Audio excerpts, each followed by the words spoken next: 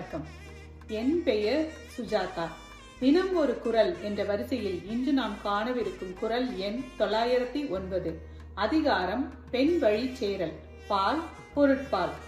குரல்: அறவினையும் ஆன்ற பொருளும் பிறவினையும் பெண் ஏவல் செய்வார்கண் இல். பொருள்: அறவினை என்றால் என்ன? நல்ல செயல்களை செய்வது. ஆன்ற பொருளும் என்றால் என்ன? அதற்குண்டான பொருள் முயற்சியில் ஈடுபடுவது. பிறவினையும், அப்படியானால் பிற நல்ல கடமைகளை செய்வது. பெண் ஏவல் செய்வார்கண் இல்.